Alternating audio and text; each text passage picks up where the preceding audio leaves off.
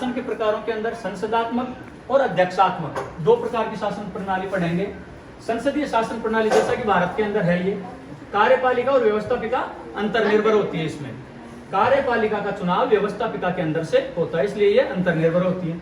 जबकि अध्यक्षात्मक शासन में होता क्या है, कार्यपालिका और व्यवस्थापिका में कोई संबंध नहीं पाया जाता, जैसा कि अमेरिका के अंदर है। दूसरा इसका अंतर है, भारत के अंदर भारत के संदर्भ में पढ़ते हैं कि भारत में संसदीय शासन प्रणाली है तो कार्यपालिका निश्चित नहीं है, कार्यकाल निश्चित नहीं होता इसका। प्रधानमंत्री कब तक प्रधानमंत्री बना रहेगा, जब तक उसको संसद के निचले सदन में, मतलब कि लोकसभा के अंदर बहुमत प्राप्त है तब तक। तो कार्यकाल निश्चित नहीं है, जिस दिन लोकसभा के अंदर बहुमत खत्म उस दिन प्रधानमंत्री को पद से हटना पड़ेगा। लेकिन अध्यक्षात्मक शासन में राष्ट्रपति का कार्यकाल निश्चित होता है। अमेरिका में कितना है, 4 वर्ष। तो 4 वर्ष से पहले उसको संसद का जो निचला या जो भी सदन है वो नहीं हटा पाएगा। एक ही कंडीशन में हटा सकते हैं, राष्ट्रपति के ऊपर महाभियोग ला करके, जो कि बहुत ही कठिन वो है, मतलब मुश्किल है लगाना। एक है फिर नाम मात्र की और वास्तविक कार्यपालिका का अंतर, ये होता है संसदीय शासन प्रणाली में। तो भारत के संदर्भ में पढ़ रहे हैं तो भारत में नाम मात्र की कार्यपालिका कौन है, राष्ट्रपति, जबकि वास्तविक कार्यपालिका कौन है, प्रधानमंत्री और उनका मंत्रिमंडल।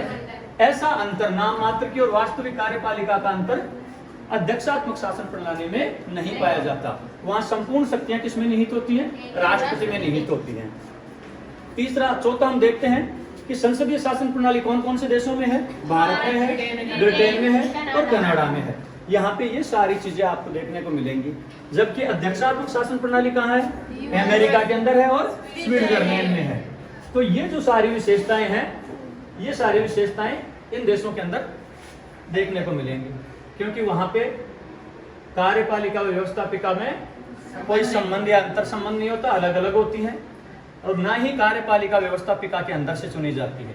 जबकि भारत में क्या होता है, कार्यपालिका किसके अंदर से चुनी जाएगी, व्यवस्थापिका के द्वारा चुनी जाती है। व्यवस्थापिका के अंदर भी निचले सदन द्वारा चुनी जाती है।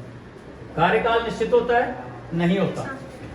संसदीय शासन व्यवस्था में कार्यपालिका का कार्यकाल निश्चित नहीं होता है, ये निचले सदन के ऊपर निर्भर करता है। जब तक वहां पे बहुमत है तब तक कार्यपालिका कार्य करती है। जबकि अध्यक्षात्मक शासन प्रणाली में राष्ट्रपति का कार्यकाल निश्चित होता है। और जो कांग्रेस, वहां की संसद को कांग्रेस बोलते हैं, तो कांग्रेस के अंदर सीनेट और रिप्रेजेंटेटिव या कॉमन सभा जो भी है उसके ऊपर डिपेंड ये नहीं करता। तीसरा, भारत के अंदर नाम मात्र की और वास्तविक कार्यपालिका अलग अलग है। वास्तविक कार्यपालिका तो कौन है, प्रधानमंत्री और उनका मंत्रिमंडल, जबकि नाम मात्र की कार्यपालिका भारत का राष्ट्रपति। ऐसी नाम मात्र की और वास्तविक कार्यपालिका का अंतर अध्यक्षात्मक शासन प्रणाली में देखने को नहीं मिलता। अब ये संसदात्मक शासन प्रणाली कौन कौन से देशों में, बहुत सारे देशों में है, लेकिन भारत, ब्रिटेन और कनाडा में हम देख सकते हैं। और ये अध्यक्षात्मक शासन प्रणाली अमेरिका और स्विट्जरलैंड में देखने को मिलती है।